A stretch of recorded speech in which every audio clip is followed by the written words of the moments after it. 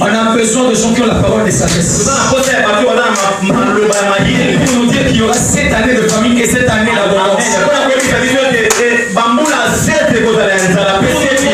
Dieu dit ceci, que cela. Voilà la nuit est avancée et que le jour approche. Sanctifiez-vous. Les sons qui nous parlent de la révélation venant de Dieu. Alléluia, alléluia. On a besoin de ces choses. Pas des gens qui se distraient par les choses de ce monde. Devant la télé, tu es là, ça peut faire ceci gentiment. Et pourtant, il y a des gens qui sont là pour t'amener le Seigneur. En train de chercher que Dieu me donne ça. Mais ils n'ont pas. Quand Dieu te donne un don, il ne répond pas ça. La Bible dit ceci. Dieu ne se répond jamais de ses dons et de son appel. Quand il t'a appelé, il t'a déjà appelé. Je me dis qu'il y a un homme qui arrive dans le parole de sagesse. Tu voyais clairement ce que Dieu te montrait. Tu avais la révélation. L'homme disait, oh, Dieu m'a dit ça. On dit que c'est le rêve de Dieu. Mais avec le temps, tu les as perdus. C'est toi qui vois que tu as perdu ça. Mais laisse-moi te dire, en toi, je vois qu'il y a toujours ces noms-là. Ce n'est pas parti. Autant plus que Dieu ne se répond jamais de ces noms. Et de son appel. C'est comme une lumière qui était placée en toi. Elle a juste diminué sa teneur. Elle s'est abaissée cette lumière-là. Mais c'est pour autant que Dieu veut te dire, si tu retournes chez moi, je vais remettre ce feu-là en grand flamme. Je vais encore attiser ce feu-là. C'est pour dire que Dieu nous appelle toujours près de lui. Si tu rentres à Dieu, c'est ton là-bas va crier le monde entier. On va dire avec Paul, il y a tel saut, tel c'est pour lui, c'est pas pour lui. C'est pour Dieu. Ce n'est pas seulement pour la prédication. C'est pour que l'église du Christ se construise. C'est pour que l'église de Dieu se construise. C'est pour que certains problèmes aient eu leur résolution. Seule la révélation surnaturelle peut apporter une réponse satisfaisante. Ce dont en toi en action sera toujours unanimement reconnu par ceux qui marchent dans l'esprit. Et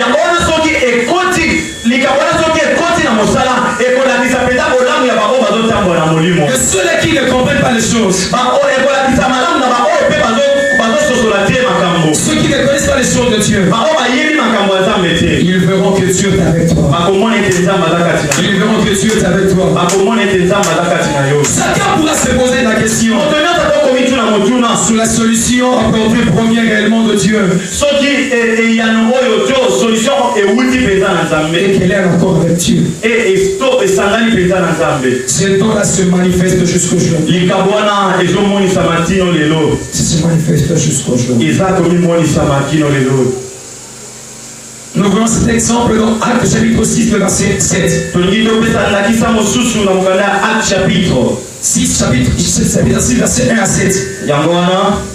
Nous voyons comment ce don a entré en action. Avec un résultat plus bénéfique. Il y a encore un exemple dans Acte 23. Là où Paul a été amené devant les Sanhédrins. En quelques paroles seulement, il a mis à côté, il a bouleversé l'ordre des accusateurs. Le son qu'il accusait, parce qu'il est la révélation de Dieu. Tous les accusateurs ont passé les boules au créateur d'Abraham.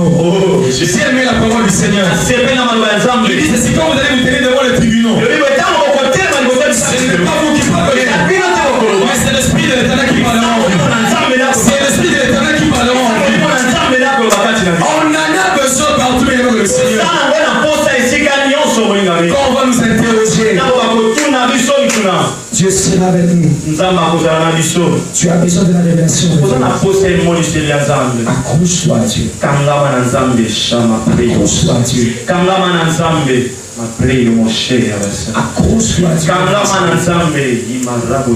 Le don de la parole de sagesse. Le don de la parole de sagesse se manifeste encore de façon plus évidente dans le mystère de Christ. On lui a posé la question: de quelle puissance tu fais des miracles? Il a eu le don de parole de sagesse. Il a répondu dans Matthieu chapitre 21. Verset 23 27. Et on dit encore une autre fois au sujet du paiement de sa peau. Il a répondu en Matthieu 22 17. Il n'a pas refusé de payer l'impôt. Il a dit: rendez à César. C'est à César. Quelle sagesse de cet homme. Quelle sagesse de cet homme.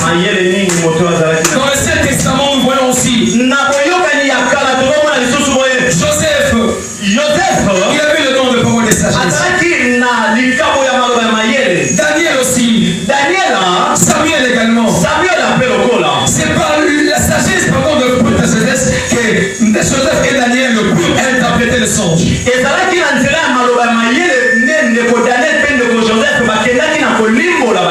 De la même façon que Salomon a eu le don de parole de sagesse. On lui a amené un enfant. Les deux femmes qui avaient servi la vestourne, que nous devons manger, mon enfant, un peu le mangeront de ton enfant.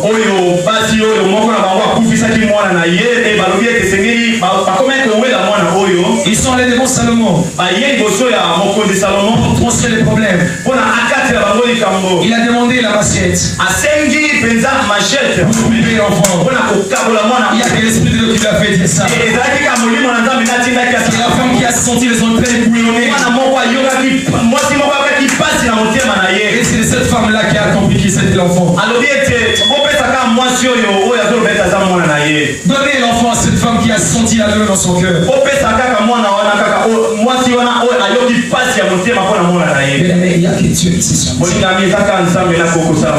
a besoin de parole de sagesse. Je vois les temps qui courent tellement. Mais nous devons parler de tout le 9 dons. Mais si on ne finit pas aujourd'hui, on le reprend prochainement. Je m'arrête pour parler du deuxième don ce matin. La parole des connaissances. Alléluia. Amen. C'est aussi d'origine surnaturelle. Ces dons ne doivent pas être confondus avec la connaissance reçue par les études. Il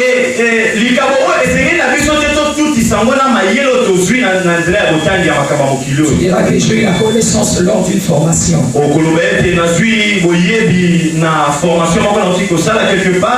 La connaissance de Dieu n'est pas cette connaissance-là. Donc, il faut avoir des connaissances. Il est au-delà de l'illumination de l'intelligence produite par les hommes. Pour nous faire réaliser certaines choses. Il ne s'agit pas aussi de l'esprit de révélation auquel tout chrétien aspire.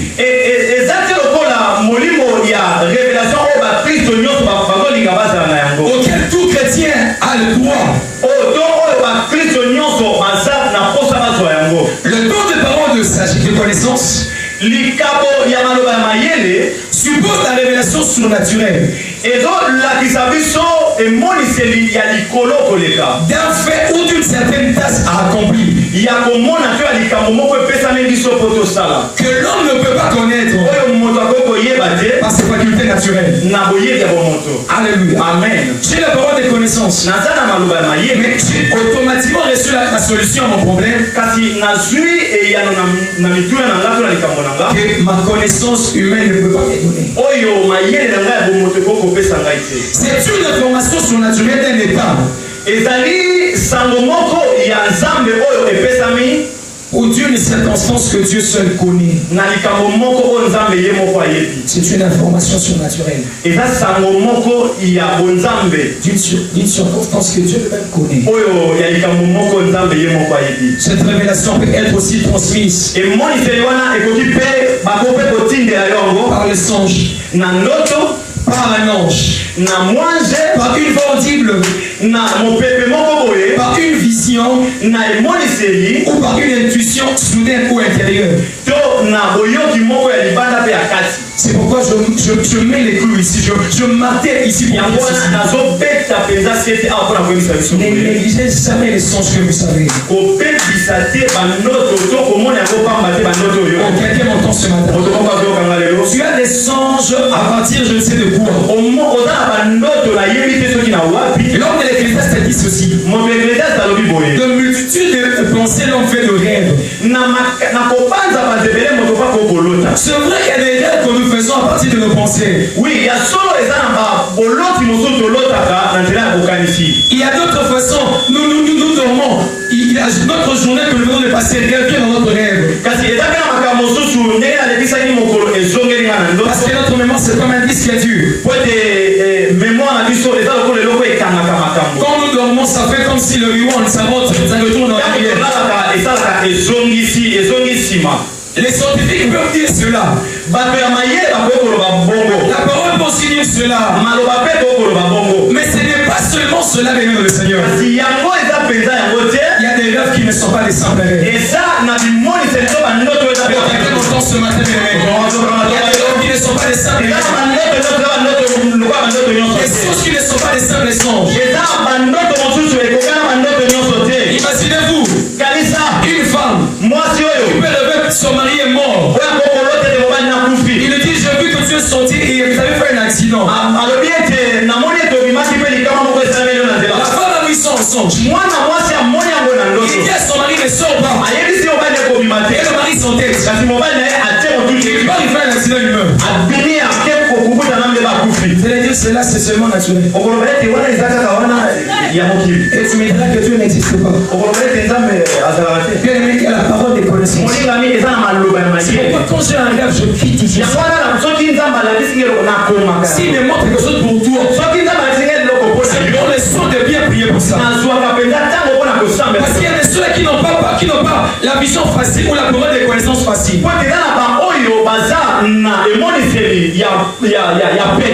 Le seul moyen le plus bas par lequel tu peux venir te visiter, pour te donner une parole de connaissance, il vient en rêve. Parce qu'il est conclu que tout homme peut rêver. Tout homme peut avoir des songes. Maintenant toi tu vois que dans cette maison là où tu pars d'habitude, tu as déjà montré en rêve qu'on t'a empoisonné. Tu pars toujours. Oh, alléluia. Tu as besoin de quoi? Tu as besoin de quoi? Un pasteur est parti quelque part. L'homme de Dieu est parti quelque part. Dieu l'avait déjà parlé en rêve. Et dans ce rendez-vous là, on l'avait empoisonné. Mais qu'est-ce qui s'est passé? Il s'est dit, bon, c'est peut-être mes pensées. Il part ce jour-là dans un bon cadre, dans un vaste cadre. On lui sert à boire avec le verre. Et je crois que c'était dans une maison de personnes. On a mis le verre sur la table. Il a voulu prendre, mais il avait dit cette parole en lui qui, Dieu l'avait dit de ne pas sortir, de ne pas boire quelque chose à ses rendez-vous.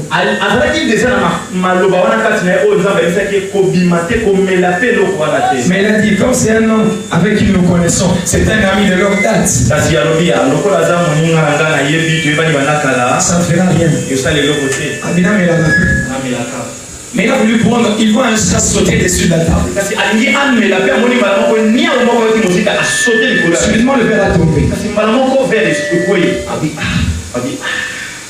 Et après on amène encore notre verre. On porte encore notre verre. Mais dans son cœur, Dieu l'avait déjà parlé. La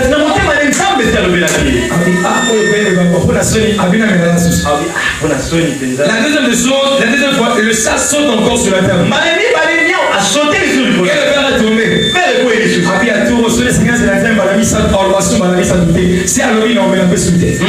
Alléluia. Amen.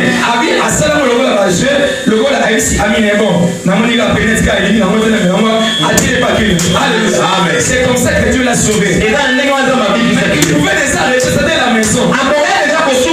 Et puis là où il a vu son songe, c'était une parole de connaissance. Ne négligeons pas cela. Ne sois pas têtu comme Balaam. On t'appelle ce Balaam pour aller maudire Israël. Mais Dieu te dit ne pars pas. Tu fais l'effort de partir. Mais qu'est-ce qu'il fera en route? Tu verras un ange qui sortira avec le pétou. S'il est possible, te tuera. Parce qu'il t'aime trop. Il peut frapper seulement l'âne pour comprendre. Que toi tu comprennes. Il y a un homme qui est là. Il y a un homme qui est là. Et à ce genre de personnes, il est parti avec le don qu'il avait. Balaam est parti avec le don qu'il avait. Pour maudire Israël. On sait toujours définir. Quand Dieu te donne quelque chose, Satan tu peux imiter. Et la source de Dieu est toujours de Dieu. Il a dit ceci. L'enchantement ne peut rien contre Israël. Regardez ce que Balak a fait. Il est bon. Israël s'était trouvé quelque part. Il est bon seulement dans un coin. Il s'est dit bon, mets-toi ici, tu vas le voir de ce côté-là. Comme ça, s'il y a une malédiction, ceux qui sont de ce côté, tu pourras les maudire facilement. Alors la malédiction va toucher tout le peuple. Balaam est venu. Il met les sautés. Il met ses sautés. Il offre des sacrifices pour l'éternel. Et puis tout d'un coup comme ça, il s'est retiré de Balak. Et Dieu descend Balaam. Il descend en oracle pour lui dire c'est que ce gars dans mes mains. Personne ne peut le ravir. L'enchantement ne peut rien contre Israël. Balak est venu encore prendre Balaam. Deuxième réplique. Il amène encore dans un autre coin. Il voit des choses. Il s'est dit, ici il y a pas moyen de mentir. Il dit, je vois un rejeton qui sort d'Israël. Je vois un rejeton qui sort d'Israël. Il est insaisissable. Il est en train de croire. On ne peut jamais le saisir. Tu as le nom de parole de sagesse. Le nom de parole de connaissance. Quand tu as déjà dit, personne ne peut venir nous voir. Ils devront inspirer au nom. Je sens que je dois arrêter par la suite. Lève-toi de là où tu es. Lève-toi de là où tu es. Comment se prier? Comment se prier sur Monte ça dans ton cœur. Monte ça dans ton cœur. Monte ça dans ton cœur.